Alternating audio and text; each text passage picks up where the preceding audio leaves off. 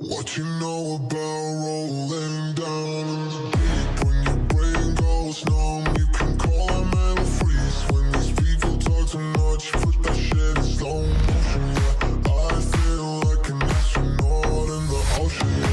What you know about rolling down in the deep? When your brain goes numb, you can call a mental freeze. When these people talk too much, put that shit in slow motion. Yeah, I feel like an astronaut. She says that I'm cool. I'm like, yeah, that's true.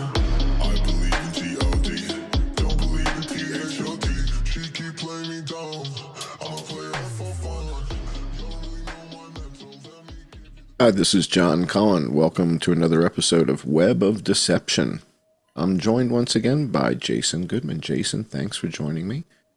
Exciting episode we have queued up here, episode number 19. Of the Web of Deception series. Last week we did the Lawfare episode, which was kind of mind-blowing, I have to tell you. I mean, I wasn't even prepared for that. That was kind of wild. And this week, if you want to take a look at that thumbnail, if you don't mind, and kind of walk everybody through who we're featuring in this week's show. This is not Red Castle. This is General Flynn and his Army Corps of Social Engineers, not the Army Corps of Engineers. So we won't be building any roads. This is the Army Corps of Social Engineers, and you've got a number of characters here in the thumbnail, including General Flynn. Can you give us sort of an overview of sort of what are we going to be talking about in this show, and who are these characters in the thumbnail? Well, this, of course, is the Ginger Frankenstein. You're going to recognize the bolts in his neck. So he's the only one I recognize, actually. So Patrick Byrne was the founder of Overstock, is that right? Overstock.com, and he sold the company for a fortune, right? Who ended up buying the company? Was it Mayfair or Amazon or somebody? Oh, I don't know. Let's just do a quick thing. So Patrick Byrne, I think, was the founder of Overstock.com, sells the company, I think, to Amazon or Mayfair or something like that, and should have cashed out for quite a bit, right? There's a big story with him on Overstock.com and how he got in and out of it, because, and that goes to what we're going to be talking about tonight for sure, because, he had this whole issue where he started going on Fox and, saying that he had evidence about Hillary Clinton, and then everybody thought he was crazy, and he had to kind of, quit. It's interesting to see what George's brother is in the comments about. He's talking about Patrick Berge, who, that's another guy we should probably be doing some episodes about in the future, because he came to me first before he started interacting with George and his brother and all kinds of other social engineers. But that's Berge. It's just interesting, like I said, to see what our friend Stupid Mario is doing in the comments there. All right, well, let's not worry about him. Let's worry about the show that we planned and not let him derail it.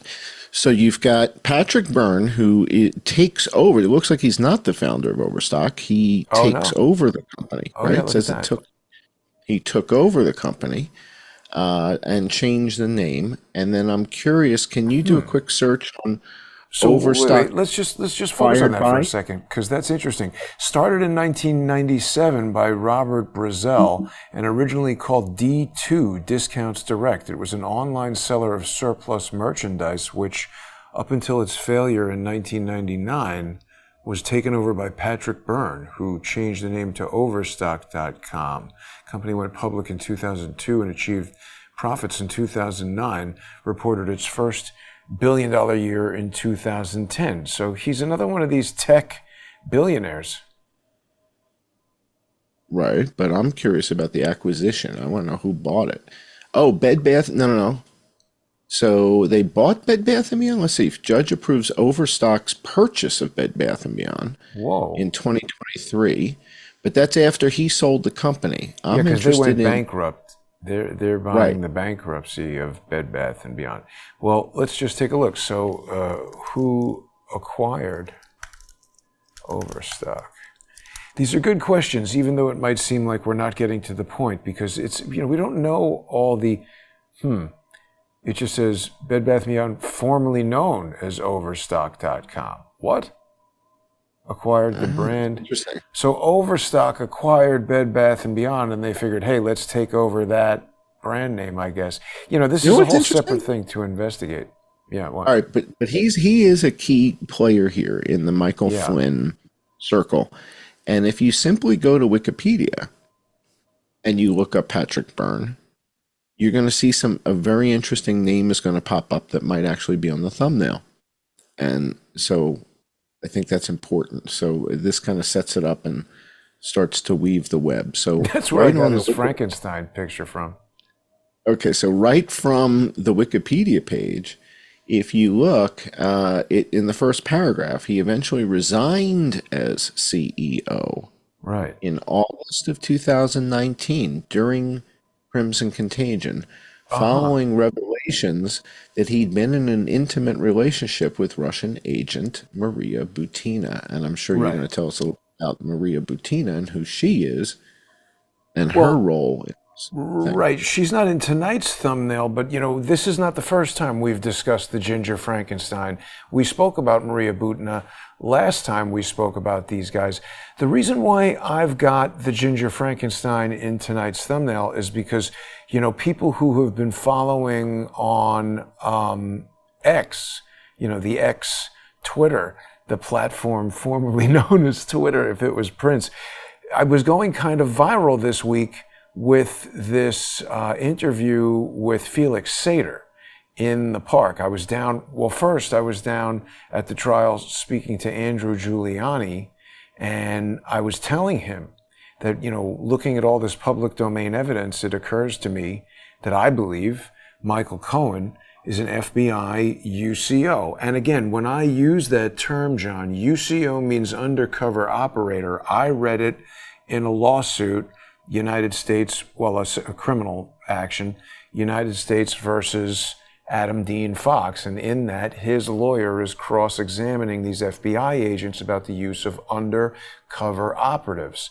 Now, that's a very technical, specific type of position or whatever. Maybe he's a CHI, a confidential human informant. But when I say he's an FBI UCO, I'm just saying in general, this guy is working for the FBI or some secretive capacity or something, in my opinion, based on the evidence I've seen in the public domain. And that includes an agreement, a cooperation agreement, that guy in the hat that I'm talking to there in the park signed with Andrew Weissman. And that cooperation agreement was signed in 1998. Let me just get it for us here. Felix Sater cooperation agreement. This was signed in 1998 between Felix Sater and Andrew Weissman. And there's a couple of important things that Sater said during our conversation in the park. We were speculating before as to whether or not Felix Sater actually knew and had interacted in any way with Valerie Caproni. So this says 98CR, it's 1998, criminal case 1101.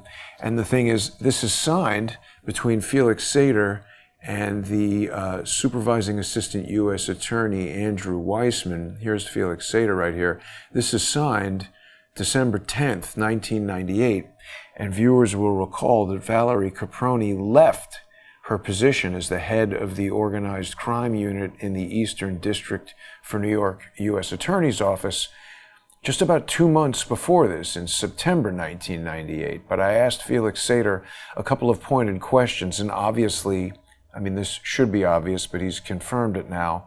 The head of the Organized Crime Division was aware of him and was aware of the negotiations that ultimately led to this agreement. So my speculation here is, I believe, and even more today, John, than when I spoke to Andrew Giuliani outside the court, I've seen now even more evidence in the public domain that further corroborates the speculation that Michael Cohen is an undercover FBI operative, and there seems to, in fact, be some connection to Felix Sater. Now, the reason, to go back to your earlier question, the reason the Ginger Frankenstein is here in the thumbnail today, not only because he's in the orbit of Michael Flynn, but Patrick Byrne, he's got this blog called like Deep Capture, I think. Are you aware of that? No. Yeah. He's got a blog called Deep Capture. So part of what was going on when he was involved in Overstock.com, he's like a serious enemy of naked short selling, which I don't really know what that is. I'm not qualified to explain that to people, but I believe it has something to do with kind of like borrowing the stock without actually having the money to pay for it and trying to short a stock in some kind of crazy way. So Patrick Byrne, was fighting all this naked short selling with, I don't know what, some kind of crypto, whatever, computer stuff. And Felix Sater is somehow, oh, wait a minute. It says 0 posts here on Deep Capture about Felix Sater. But what's interesting is we need to talk about this woman, Julie Lewis, who does have a lot of posts on her Felix Sater research blog here, which she does have Patrick Byrne posts about Felix Sater. All right, now, for people that didn't see the episodes that we did in the past where we talked about Felix Sater, can you give them sort of the high level as to why he's such an important character in the Donald Trump Russia discussion? Like, why is he such a key player? Why is he not a pawn and he's more of a bishop or a knight or a rook? Explain that to people if you would. Yeah, because he was the developer, the real estate developer, who was putting together the Trump Tower Moscow deal. And he testified before the House Permanent Select Committee on Intelligence, and that testimony was used by Robert Mueller. And what was the gist of his testimony? What did he kind of give us the synopsis of what he said on the stand? He basically told them that he had been an intelligence operative. We'd have to go back and review his testimony. I might be conflating testimony from different things, but he was basically saying that he didn't really say anything against Trump, but we really do need to study his testimony before the Intelligence Committee because it was quite a controversial bit of testimony. He was the only one to not go to Washington, D.C. Testimony. He's the only one who didn't go to Washington, D.C., and they also... whoa. Was there a school trip? I mean, I don't understand. What's the context? He's the only one who didn't go to Washington, D.C. amongst whom? Who did go and So who here's didn't go? 53 transcripts for the House Permanent Select Committee on Intelligence. And there was a whole big dust-up where, these people went to Washington, D.C. to testify. I guess there were some exceptions that happened over Zoom. But Felix Sater, they came to New York. And he also kind of like delayed it one day. There was just a lot of controversy about this. And then he was on the news saying that he's cooperating, and they made the rare, move of coming forward and saying, wait, no, he's not, didn't cooperate. And so he's kind of like this very... But he's doing a George Stephanopoulos interview, so yeah. I'm sure he's spilling the beans in that one, I'm sure. Yeah. All right, so he's a key character because he was at one point trying to do a development with Donald Trump in Moscow for a Trump Tower Moscow. Yeah, and let's look at his testimony for a second. Here's his testimony. Do it. He says he's Felix Sater. He's 51 in 2017 when this is happening. Talks about he immigrated to the United States to escape persecution in the Soviet Union at the age of 7. And he grows up in Brooklyn. He started at Bear Stearns on Wall Street. and he's kind of like a boiler room stockbroker guy. At the age of 25, he's in a bar fight and he stabs a guy in the face. And so there's this sort of gray period there from the time of this incident in 1991, I believe it was, where he's arrested and he's going to be interacting with the Eastern District of New York and these various different offices. But we don't really know exactly what happens until he signs this agreement in 1998. But he says his cooperation for more than 20 years after he signs that agreement goes into how he's helping the government find Osama bin Laden, and he got Osama bin Laden's satellite phone number. I discussed this with him. He goes into some details here. He's masking who this is. Milton C. something with a B, and it's redacted. His cooperation with the U.S. Milton Berle. Uncle Milty. No, we should try to figure out who this is, because he's saying his cooperation with the U.S. government began when he met a gentleman named Milton C., oddly redacted here. And he disclosed to him that he works for the Defense Intelligence Agency. So obviously that's what Michael Flynn was the director of. And so if Felix Sater is, at first, he's telling us it's the DIA. So a couple things don't make sense to me as a result of that, which he reiterated in the park. They really, really want you to know that he works for the DIA. So my question is, the Defense Intelligence Agency, as I understand it, it's Army intelligence. Here's its webpage. It's .mil. This is a U.S. military agency, Defense Intelligence Agency. What the hell is glossophobia? Are they putting on a concert? What's the matter with these guys? A comic book? Comic book. Yeah, I don't know. I've never been to this website before. Yeah, we're giving them too much. But my point is, this is the Defense Intelligence Agency. This is U.S. Army intelligence. And, Flynn, he's an Army general, retired from the U.S. Army. So, I mean, if Felix Sater is working for this, and then what is he doing signing agreements with Andrew Weissman? The U.S. Attorney's Office is a component of the DOJ. The Department of Justice is for prosecuting civilians in the United States, not military. Why do we have military assets interfacing with me and doing all this kind of stuff? I don't really know, but...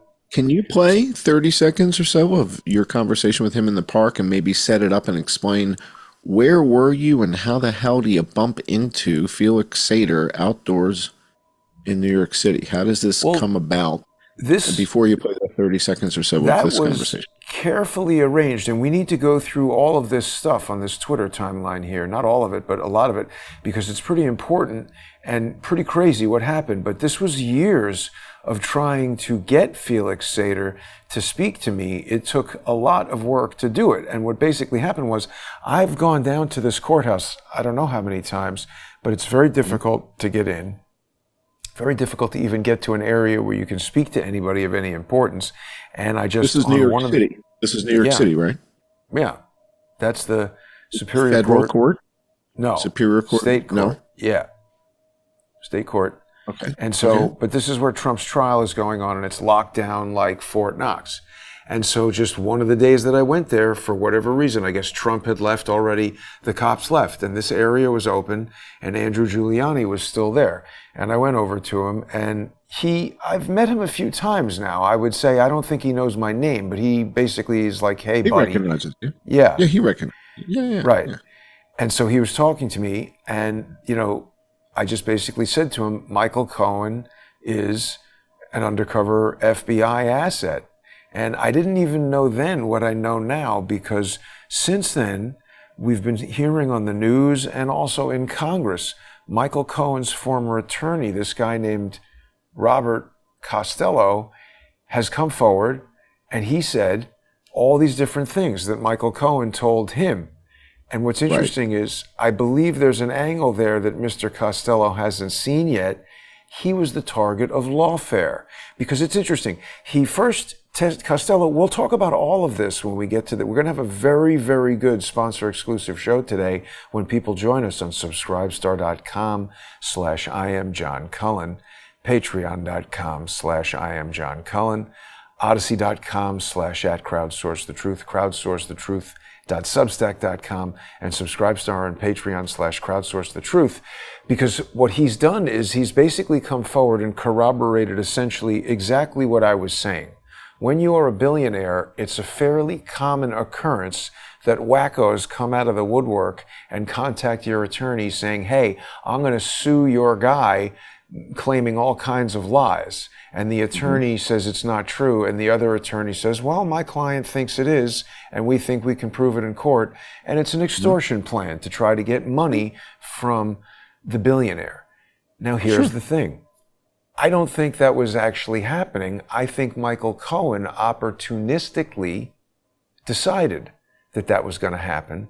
And he called this guy, Robert Costello, because Michael Cohen, this is a piece that I had missed before I watched these interviews several times. Michael Cohen had a relationship with the law partner at the law firm that Costello is at. So Cohen contacts that law firm through the partner. They're corresponding by email that Michael Cohen's house has been raided by the FBI.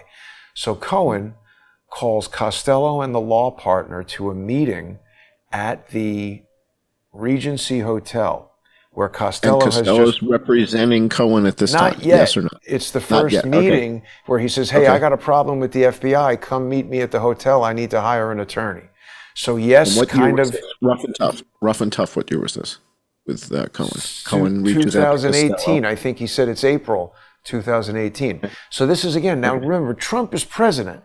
Their plan to get these screwy emails to Charles, that was right after. So they start off with, we're just going to get an FBI investigation going, and no one's going to vote for the guy who's under the investigation of the FBI. And then that screws up. And remember, on December 28th, Ben Wittes sends the email to James Comey, and that kicks off this new phase of Get Trump, where they're now trying to jam up with Lawfare various lower-level players. I've had a bit of a breakthrough on this, John, and we've been talking about this for a while, so it's good. When people watch Fox News or whatever, a lot of people now are talking about Lawfare, but they're talking about it sort of like a buzzword or like a verb. Right? Like it's something you do to somebody. You're just going to like drain their money with Lawfare. And that's true. That is a component of it. But I want people to understand that this is a system that was codified by an Air Force general. That guy, Charles Dunlap Jr., codified this and said it's a 21st century method of warfare. So I want to start to really identify components of this so we can understand what we're talking about. And what we're dealing with here in this specific case, my case and what I'm about to explain, this is the Caproni method. And I say that because it came out of the Eastern District of New York, where she was in charge of the Organized Crime Division of the U.S. Attorney's Office. And this is the method that they used to bring down the mob, where basically they would, work their way up the ladder. They basically selected who were the criminals they were going to allow to do crimes and look the other way, and who were the criminals they were going to take out. And so they're using these same methods now where, when I am in the park down at Collect Pond Park saying, hey, you work for the FBI, you work for the NYPD, etc. That guy, Ezra Frisch, he said something very interesting to me at the height of the moment where he was becoming uncomfortable, right before him and his stupid partner left. I said, I think you work for the FBI, because every time I see your stupid face, you're doing something stupid. He got nervous and he said to me, well, who do you work for? Because all these guys think we're operatives. They think we are operatives, and just like they're working for something, somebody, they think we're working for somebody, and they're trying to figure out, like the other day, Brett asked you, who are you? Yeah. Right. Who you with? Yeah. Who are you really? Yeah. They want to know who you work for. So they think... All right, we're running out of time. Wait, let me just wrap this up real quick, because I got to tell people what we're going to dig into on the sponsor-exclusive segment. They think Charles Ortel is an operative, a pro-Trump operative.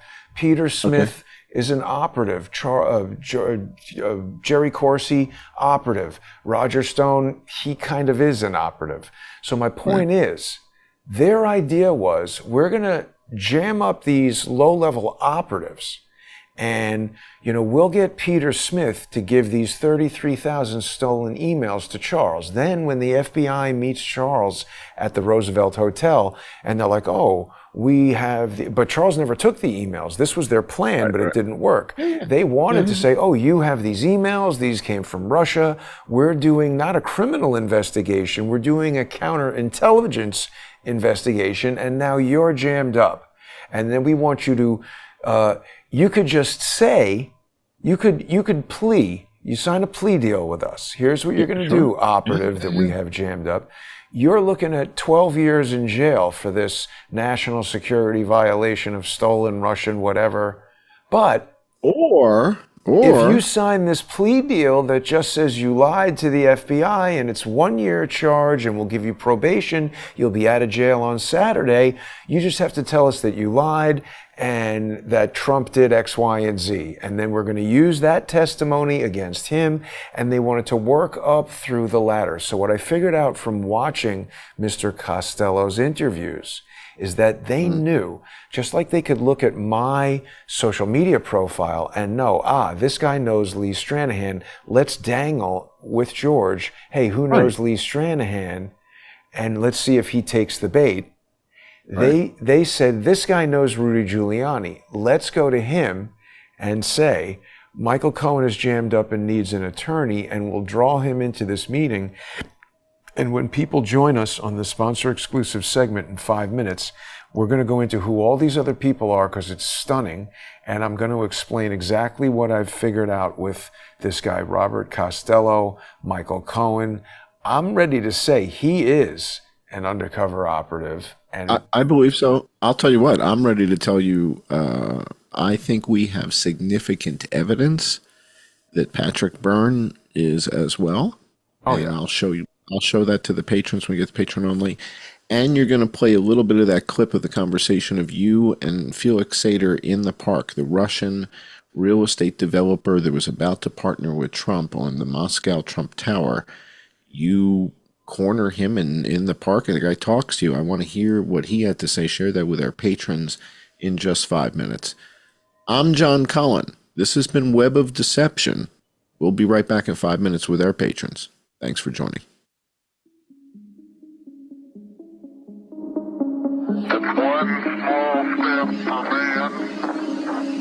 What you know about rolling down in the deep? When your brain goes numb, you can call a man a freeze. When these people talk too much, put that shit in slow motion, yeah. I feel like an astronaut in the ocean, yeah. What you know about rolling down in the deep? When your brain goes numb, you can call a man a freeze. When these people talk too much, put that shit in slow motion, yeah. I feel like an astronaut. She says that I'm cool. I'm like, yeah, that's true. I believe in G.O.D. Don't believe in T.H.O.D. She keep playing me down. I'ma play her for fun. You don't really know my mental. Let me give you the picture like stencil. Falling down in the drought. No flow rain was pouring down. See, that pain was all around. See, my mom was kinda loud. Didn't know which way to turn. Flow was cool, but I still felt burned. Energy up, you can feel my surge. I'ma kill everything like this bird. What you know about